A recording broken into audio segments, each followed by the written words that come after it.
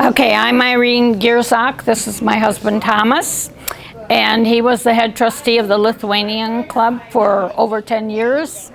And we became members because we had friends and it was considered a social club, so everyone came down here and a lot of our friends did. We participated in the activities that they did down here, which we had a family that we adopted of developmental disabled adults, and at Christmas time he was Santa Claus, and we all went down there and gave them presents and everything. And it's always been a family organization where we've had Easter parties, Christmas parties for children, and then as the club got older, it just had to be grandchildren because we didn't have the younger members joining.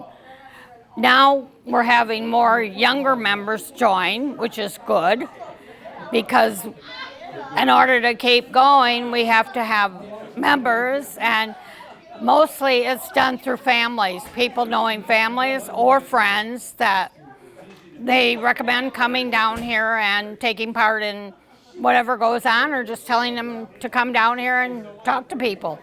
So even though you are not of Lithuanian ancestry, why do you keep the Lithuanian traditions, and what do you do for that?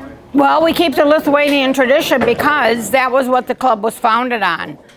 And it was always important then to have a place where people of like minds and backgrounds wanted to meet, and I think that's the tradition that we've tried to keep up, having people of like minds and people, place where everybody could meet and be with each other.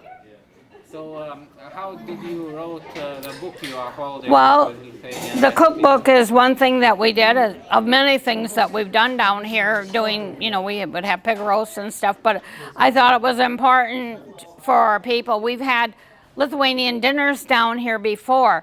It's been a long time because we don't have any good Lithuanian cooks around anymore, but we used to have Lithuanian dinners all the time, every year, at least once a year.